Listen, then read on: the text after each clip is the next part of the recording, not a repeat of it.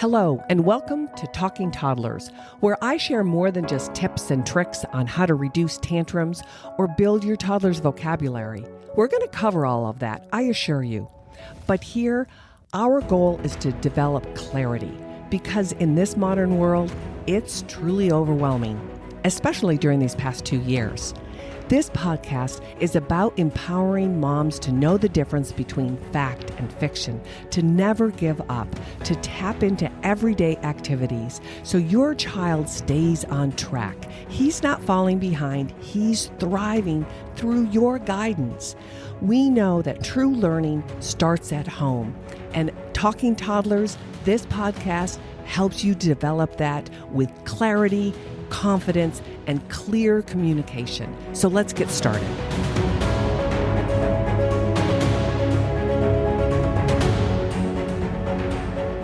Hello and welcome back to Talking Toddlers. I'm Erin Heyer, your host. So last week, I kind of talked about these 5 brain myths that I wanted to debunk because I think they're still floating around in everyday lives around the schools and the work environments and homes, but they've been misrepresented. And I shared one way to kind of tease that the authenticity or the validity of something is to go back to the origins of the research and ask specific questions about how the methodology was set up, and then how we as a society at large, or different components to our society, then have taken that research, those conclusions, and tried to apply them to everyday people. Because it's often a big, huge gap between the use in the lab or the research and then using it in real time with real people when you have 1,000 different variables at any given moment. But one of the reasons why I kind of keep honing back on those 5 myths and brain myths or neural myths, and if you haven't heard last week's episode, then please go back and listen, and you'll get a better understanding of how I'm trying to approach and help parents navigate this modern world with a plethora of information, conflicting opinions, and endless judgments. It's got to be overwhelming. It was overwhelming, 20 plus years ago when I was a new mom and I had background information, but at the same time, I was constantly checking with other professionals, other colleagues, friends who had been down the path of parenthood. It's overwhelming, to say the least. So this week's episode, I really want to hone in on some other research and studies over the last 10 to 20 years that I think can be helpful. But like always, take it with a grain of salt, look deeper for you and your family, listen to what I'm sharing based on my professional and personal experience. And then you, by all means, ask your own personal questions. So to kind of start, let me lay the foundation, remind all of you beautiful listeners what my basic premise is, what kind of some of my fundamental positions through my practice and through my continued study. I really respect and understand the whole concept of neuroplasticity, that we as human beings were meant to grow and learn and change throughout our whole lifespan, from, birth to grave. If we embrace this, if we are open to the concept that our God-given abilities is just the starting point. The second premise or position I'm always kind of working from is that what I just shared with you, mom, dad, educator, professional, whoever is listening, but I primarily am speaking to the parents, do your own research of the research. So again, science is never really settled. It's meant to be used and tested and reevaluated based on certain environmental situations. And what I'm talking about today about mindset, which can be kind of a buzzword, I know, and kind of overgeneralized like I talked about last week, but it often, when I first started reading up on the work with fixed versus growth mindset, it always reminded me of what the 80s looked at, nature versus nurture, which then kind of has generalized into what we look at as epigenetics.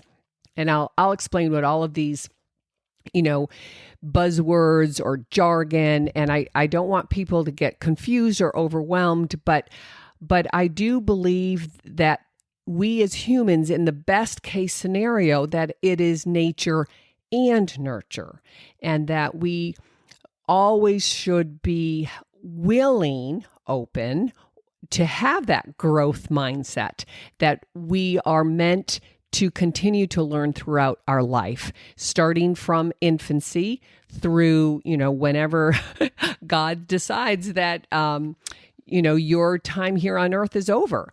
But my personal belief really is that these mindsets can either help us grow and learn at any age or hold us back. And, different kind of mentors and business coaches and health coaches and personal coaches, they all talk about this limiting belief, right? This limited mindset. And it all kind of stems from what this growth versus fixed mindset in children taught us maybe up to 20 years ago.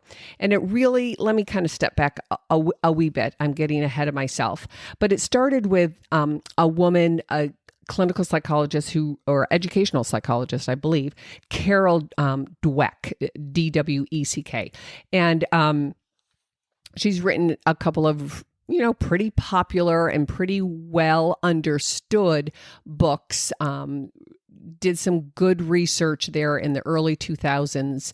But, I think from 2004, she was at Stanford, but her first book really caught my eye in 2006, where mindset was the new psychology of success. And so it's applied to very, very young children, elementary age, high school, of course, the infamous middle school, but with adults and at the workforce, because what has reinforced or given it more credibility and more validity is the understanding that we are all creatures with this neuroplasticity ability, right? That our brain can continue to grow and learn. Yes, it's harder, to learn a second language when you're 30 than when you're 3, but we can still do it with some challenge or some effort. But so Carol Dweck, Dr. Dweck, her research really focused in on the middle school only because she did some pretty early studies on preschool kids, 3 and 4 years of age. But a middle schooler can give you verbal feedback and articulate their feelings, articulate some of their thoughts, processes a lot better than a 3 or 4 year old. But and there has been some criticism based on her work, which is part of science, right? And even though she continued to replicate and expand studies, other people have had a hard time replicating her results. But I say that respecting some of her responses to her criticism and being able to change some of the methodology to fit her hypothesis better. But I think if we remain cognizant and fluid in our thinking, then we can apply some of this research and strategies and then see how it works in real time. And I think that that's what's happened with this fixed mindset versus growth mindset theory. So let me step back a little bit. So Dr. Dweck was from Stanford, and her work really focused in on motivation and perseverance. She started in the 1960s, but it didn't really gain legs until the 1990s, and then it really hit home again with us practitioners, educators, and motivational speakers, I think. But it's pretty well known at this time. And I just kind of want to share how you, as a new parent, can really look at this and be cognizant of your language and your communication style, because I do think it has some credibility. Is it the be all and end all? No. And I think we as human beings get really start working on thin ice when we really go to these extremes. And so, and that's what happens sometimes when researchers come up with good ideas or good ways of looking at how to improve a certain situation, and then we kind of, mess it up. But I think her work does have some good credibility as it relates to just human relationships. So, her big question is, why do some students give up when they encounter difficulty, and when other kids don't? That there's no difference between their skills, but some children strive and really are involved with the learning process, while others really give up. And I see that. I swear I see that with a 14-month-old, a 16-month-old who was just in my office a couple of weeks ago, a 2-year-old, where, they're trying to maybe put two toys together at midline, right? So they have 2 blocks and they're trying to fit them inside one another, and they just limply let go and they just stop, or they try to step up on something that's a couple inches high. That's certainly part of their physical ability, and they just stop. Or they're always reaching out and holding your hand.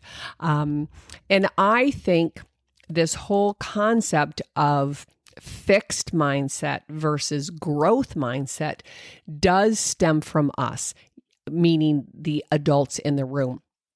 At the same time, we have to respect that we all come on this earth a little bit different, right? We have different rhythms, different temperaments, different proclivities, different styles. Some kids are fearless and they just, climb up the bookshelf. Other kids, have difficulty just going from one room to another and crossing that threshold.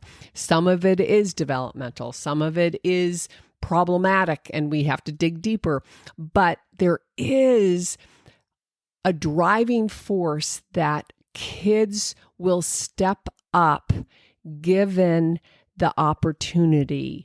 And sometimes we have to do it hand over hand with them and slowly wean away. A lot of times it's our language, and it's hard because we're so used to looking and talking about, you're so smart, you're so intelligent, you're capable, and yet it's the effort, it seems, based on this woman's, decades of research and then real life application. And it makes sense to me. And some of the time, all of the time, I really jump on theories or hypotheses when it makes logical sense as a human being. So let me explain a little bit more clearly of what a fixed mindset versus a growth mindset could look like or sound like. So someone with a fixed mindset would believe, I have a certain amount of intelligence and that I really can't do much to change it. It's fixed at birth. And these children would constantly worry and ask themselves, am I smart enough? Or am I being judged? Will I come up short? And these kids and adults need to prove themselves over and over. And they may give up easily, long before any effort is really expressed. Their definition of success is proving that they're smart or talented, and it's really the outcome that matters. In a fixed mindset, mistakes and failures actually define you, and that they're not okay.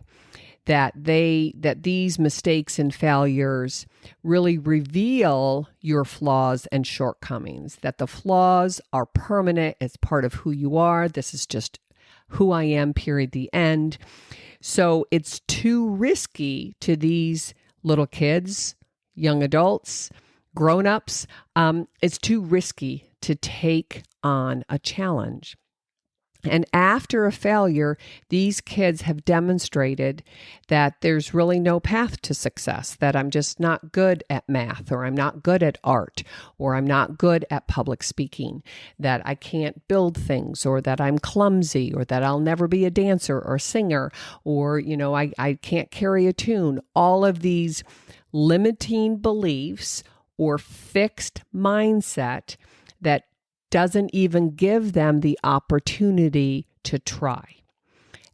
Now, on the flip side, a growth mindset, these individuals would agree to a statement such as, no matter who you are, you can change your intelligence level. And I remember when I first started reading some of her work, thinking, wow, this is true, because we in my field have demonstrated how we can give cognitive tests to a 3-year-old and they're well within the average range, score, 100 or 110, well within the average range. And then if that child has a speech and language processing delay, that we can demonstrate by the time they're 10 years old that they have lost 20 or 30 points on their cognitive scores. And so that's the flip side. That's what we don't want to happen, right? We don't want kids to lose scores on these cognitive tests. And this is part of our argument as speech language pathologists, that we're asking to measure someone's ability or cognition, which is intelligence, smarts, through the means in which they have a weakness, which is language processing. So even though we have a couple of tests that are quote unquote nonverbal, you still have to have language to kind of think through some of those visual processing problems. So that's a little side note, but it did make so much sense to me in the 1990s and early 2000s. Really, I guess it was closer to, 2006 and 8 and 10, because that's when I started going out into the public school systems at the preschool, the K and early elementary, teaching teachers, right, or helping them create an open or a growth mindset with themselves so they can say, wow, I see how I am helping or hindering in my classroom based on the language that I use when a kid is struggling or trying to work through something that might not be easy or automatic for him. So back to the growth mindset person, they would say intelligence is something that you have to work for and can change over time based on your effort or input. It isn't just given to you, that this gives them the willingness to persevere through a challenge and the openness, hence the name, right? To open mindset or growth mindset. Their definition of success is not proving that you're smart, but improving yourself overall. And a business mentor of mine always says to us, slow progress is still progress. And that's what I've always thought as a clinical therapist, seeing kids, as long as they're literally improving every single week. And when you're talking about a 2, 3, 4-year-old, progress should be that quick, then we're moving in the right direction. So that growth mindset looks at mistakes and failures, not as a way to define me, but instead to look at the idea or the strategy that I used failed. And it's sort of like that Thomas Edison's famous quote that he says, "I have not failed. I've just found 10,000 ways that it doesn't work." That's the key, that people with a growth mindset don't think everybody's the same, but everyone, through purposeful effort, dedication, rehearsal or practice, and their experience, can grow. And as a therapist, that's always been my message. No matter how severe you think your child has developmental delays or this diagnosis or that diagnosis, I always say to a family, forevermore, I have said this and believe this: never give up, never throw in the towel. There's always room for growth. We are designed and wired by our Holy Spirit to continue to grow and learn, given the right opportunities. And we can't throw it all at them at once. We can't expect, everything to just blossom without a challenge. We have to really respect where they are and be focused and diligent in our direction. So then that brings me to, what's the main difference and what can we do when we help our children, whether they're 1 year old or 3 years old or 13 or 33? And what can we do to help change this? Because if neuroplasticity is as remarkable as we think, then that means you're not stuck with your mindset either. But it does take purposeful thought and energy. The main difference is praise versus acknowledgement. And I catch myself every day trying to readjust the words I use and the phrasing that I use to help kids struggle through something, support them when they need to, and back off when they don't need me anymore.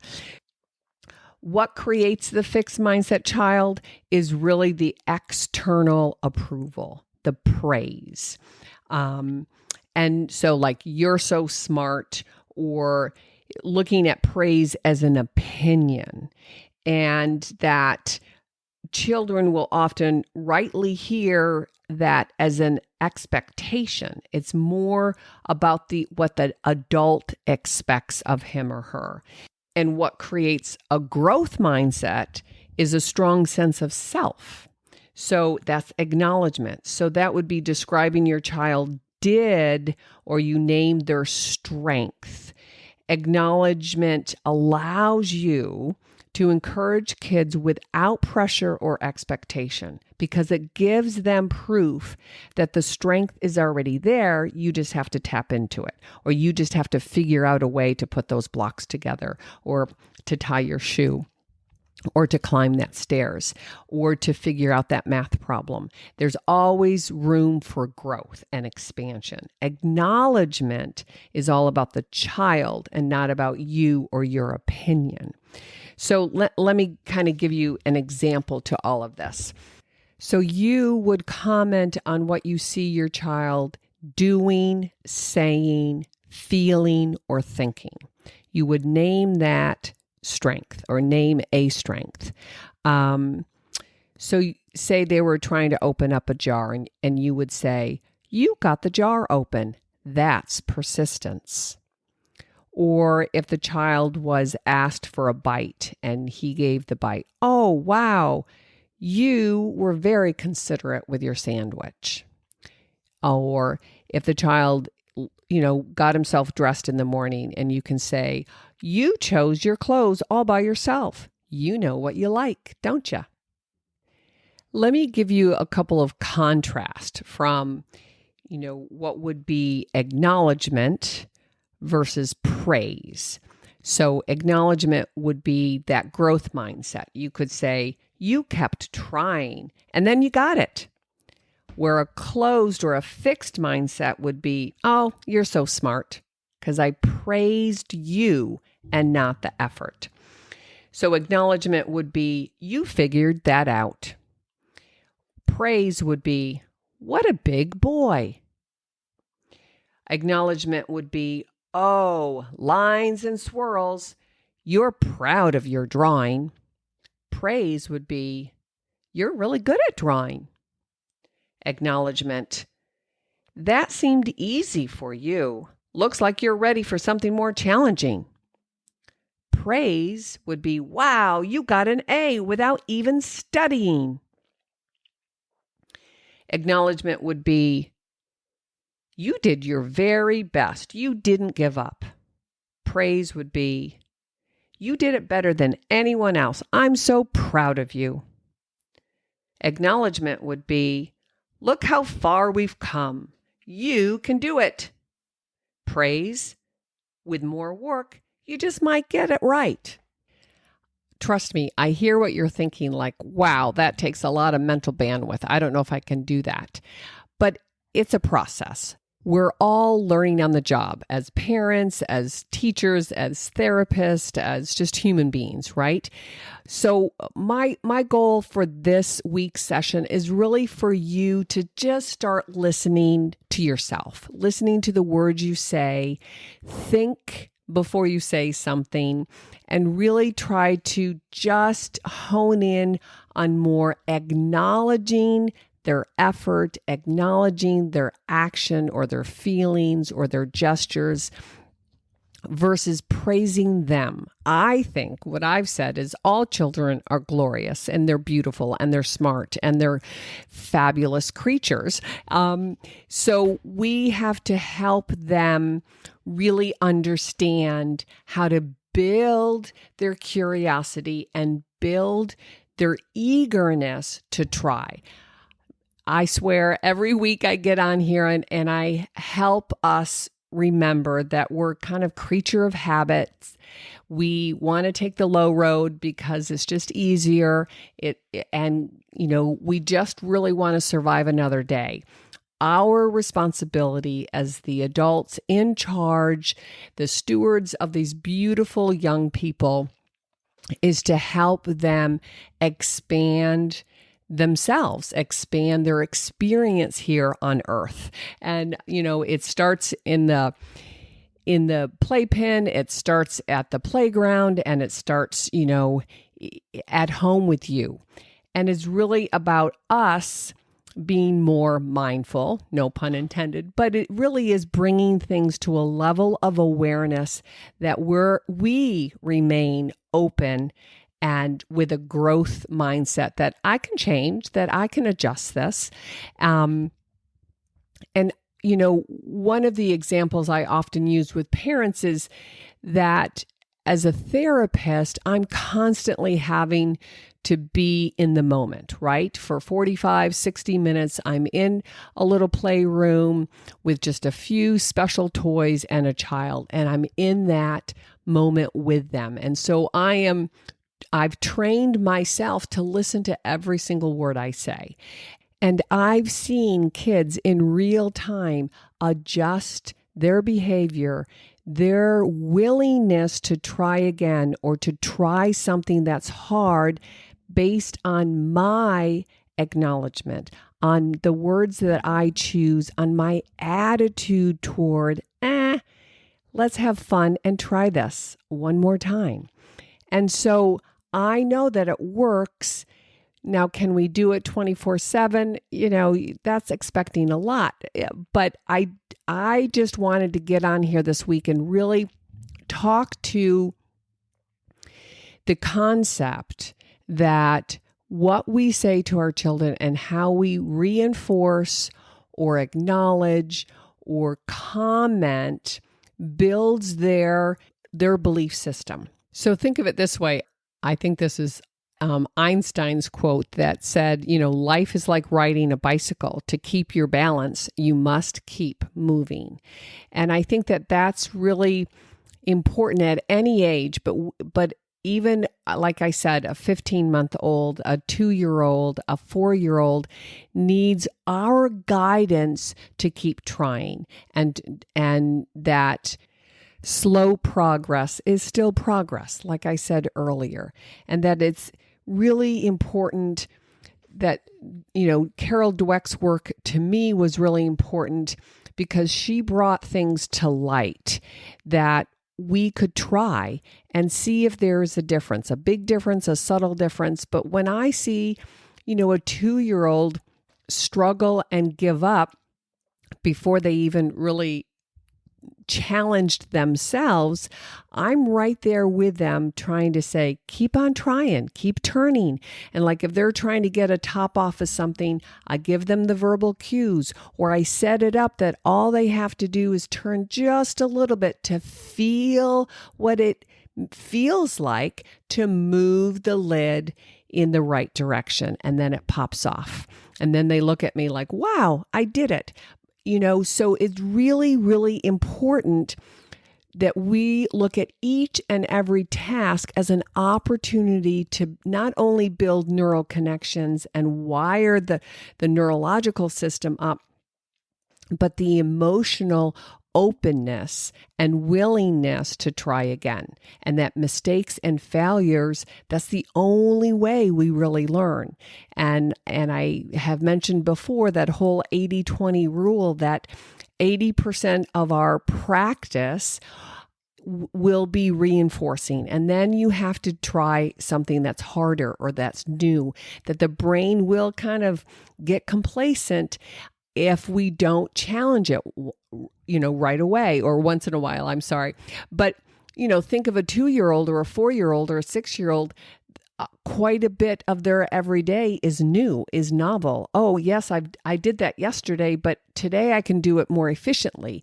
Or I did that last week and today I kind of forgotten. I have to start from ground zero again. That's okay. That's part of the process of learning and making those connections and building automaticity. But they have to be open to doing it. They have to understand that it's the effort and the willingness to try and try again. I also think it's really important that we all, parents and therapists or teachers, that we really help kids understand as soon as they can. I mean, even, a 4-year-old who has played some sports, he understands that his body has muscles and he can get strong and he can grow and he can run faster or swim or ride that bike, take those training wheels off. But that it's really important that we help them look at the brain, the part of the body that actually does the learning, as a muscle as well. That the more you use it, the stronger it gets and the more efficient it becomes. And I use the analogy of sports all the time with my kids. And one of the first questions I'll ask, a parent of a 4 or 5, but especially a 5, 6, 7-year-old now, do they play any sports? Are they interested in anything from, swimming or biking or rock climbing or skiing here in the Northeast? And that I really make, especially speech and articulation, which you've heard me talk about as a physical development, but also language and reading and learning how to, handwrite and all of those academic skills that are man-made, just like biking or driving a car, that you have to learn and practice to become automatic. But that it's really important that the exercise, the rehearsal is part of building that automaticity, and that we can't just try it once and then we're proficient. That just doesn't work. It doesn't work in sports. It doesn't work in music. It doesn't work in reading or in tap dancing or whatever you want. But the more that we can help our young children really have that kind of growth mindset and let them, figure out what's important to them, but even just learning how to show up and try again, and be willing to not feel judged or critiqued based on who they are as an individual. And yet I don't think you can honestly just reinforce half-ass work either. Excuse my French, but I think it's important that you demonstrate, you meaning the child and the adult in the room, demonstrate what real effort looks like. Like, you didn't really try that hard. Go ahead and try that again with a smile on your face, lighthearted, and don't personalize it, but say, you know what, put in a little bit more effort and see what you can do. Just, show up and show me your best. And kids 9 times out of 10 will step it up. I assure you they will. So on that note, I want you to think about, how do you bring it back to toddlers? I tell you that our language, the way that we engage with them, really does begin at 1 and 2 and 3 and 4. And that, everything is new to them, like I said earlier. And it's important from, I can't tell you how many times a week I'll be playing with Mr. Potato Head, and they're trying to, pull out his nose or put it in, line it up, and they're trying to coordinate. And I give them verbal instructions. I give them subtle, motor support, because I want them to feel what effort is, and to like push it in, keep pushing it. And sometimes I'll tap their elbow, like, push all the way through. You got it. You got it. You got it. Wow. That was hard and you did it. And it's really about our language around their willingness to try it again. And you can see them day after day or week after week really build that effort, and that it's fun, right? I do all kinds of play acting with them. I grunt and I groan, when I'm trying to, take 2 pieces apart, and I play act that, oh yeah, it's okay. I'm going to get it. And then I do it, and they laugh and they cheer, and they really see us, the grown-ups, work through something. And when we make a mistake, oh dear, or if it is a big mistake, say, they accidentally painted on the wall, or they spilled something, and you say, okay, we just clean it up. What do we do? And, as long as it's not the end of the world or no one got hurt and all of that, then you help them understand that cause and effect, that, oh, whoops, you accidentally pushed it. Oh, well, let's do it again. And so it's really about our modeling, not only the words and the effort, but the tone, the rhythm, and because they pick up on that vibe as well. And I think that that's where, back to my original idea about looking at her science and her research, where it didn't take a lot to influence the children in changing their attitude, when in her series of studies with kindergarten age and 5th graders, the 3 groups had very subtle different setups. So like, for example, the intelligence praise, the tester said, wow, you got that right. That's a really good score. You must be smart.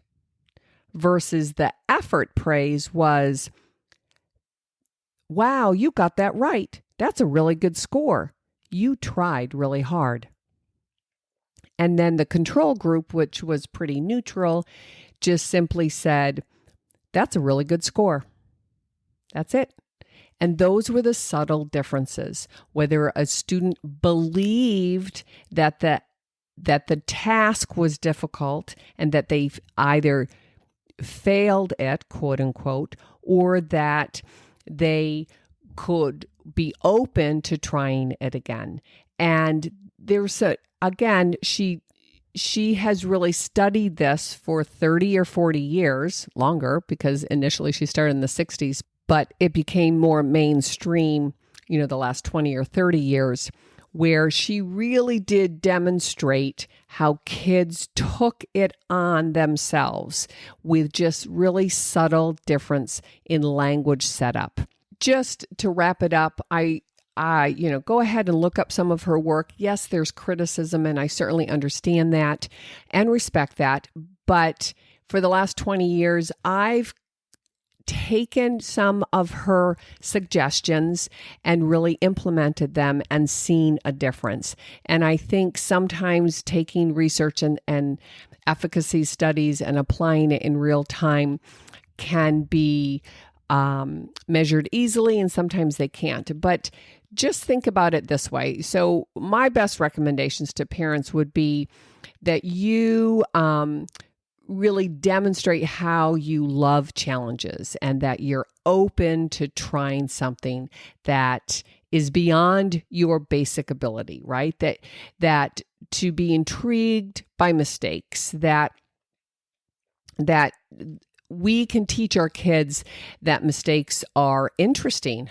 That didn't work. Let's see if I can figure that out again. Or maybe let's give it another try tomorrow. We'll put these tools away. We'll try to fix your bike tomorrow. And that you enjoy the effort, and, that it doesn't really, it's not always about creating something perfect or getting a perfect score or any of that it was the process of learning, and to keep on learning, to keep on trying, that you don't kind of beat your head against the wall, but what can we do differently, that will help us figure this out. And it's also, I've told kids a lot that, go ride your bike and then come back and finish your math work if you're kind of struggling with that, or go for a swim, or don't watch TV, but do something physical or do something different, and then come back and see if you can problem solve and work through this. So really helping them develop a lifelong way to build and repair their own confidence in real time, right? And I mean, we all get frustrated with ourselves. We all can kind of get down on ourselves and call ourselves names. Trust me, that's part of the human nature. But to set up some realistic expectations in the process of learning, and it starts at 1, it starts at 2, when they're trying to figure out how to put their shoe on, or when they're, God forbid, and I just heard a mom talking about this, about kids learning to zip their jackets. And you have to stand there and really kind of bite your lip and stuff your hands in your pocket and hold back and wait for them to go through that process. And it might be 2 extra minutes, it might be 5 extra minutes, but it is a classic situation for every parent to sit there and watch their kid try to figure out how to zip up their coat. Oh my goodness.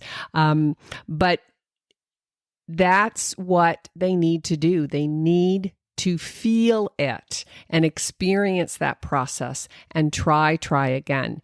Yes, they'll scream and cry, but you have to kind of be the judge of helping them navigate the challenges. So let me kind of sum it up for you, that a growth mindset believes that development happens over time, and that we can embrace the challenges and learn through mistakes, that there's a higher regard for practice, and that we view obstacles as temporary, that it's kind of a learning curve. It could be steep, it could be bumpy. There's an inspiration from others with a growth mindset as well. Playing on a team and being part of a group that works together. And that there's also acceptance for feedback. And the fixed mindset really is kind of looking at the limited beliefs that intelligence was a fixed state at birth, and that there's a lot of resistance to change, that there's a disregard for practice and they can't put in the effort because it's not going to help, so it's not going to change anything, that obstacles are permanent and I wasn't meant to do this and I'm going to have to just go do something else. And there's a lot of comparison with that fixed mindset, and that there's an inability to really consider feedback, and that they feel judged. So I think moms and dads, most of us really struggle with this. And that, if it's, think of it this way, that because of neuroplasticity, you and I can change too. And so it's never too late to learn something new, to be open and willing to try something differently, to think about your own word choices. That parenting is never perfect either. We make mistakes, and that's a great time to come back and say, whoops, let's have a start over to your own child. So that's it on mindset, fixed versus growth. And I hope that you enjoyed this episode, found some value to it. Thanks so much again for hanging out with me. I know your time is precious every week. And if you'd be so kind, please share this episode with a friend or a colleague or a family member, even your child care provider, if you think it could help them. I think that, the more we kind of share and discuss these kinds of parenting in this modern day, the more we can really help one another. And my goal is to reach as many parents as possible through this podcast and future programs, because I don't want you guys to feel alone. I don't want you as parents to struggle or doubt or feel overwhelmed. My whole purpose here is to kind of clear some of that clutter, give you some background information. I know I can get kind of sciencey sometimes, but we have to kind of review that, like I said last week, and debunk some of this kind of misinformation or this kind of misunderstanding of how to be human in this modern world. So if you know someone that could use a little guidance, please share Talking Toddlers with them, this episode or any other previous episode. I'd really, really appreciate it. All right, my dear friends, thank you so much for tuning in. Make sure you follow Talking Toddlers on your favorite platform. Leave a review and let me know that you really are loving certain episodes, and I will get back to you.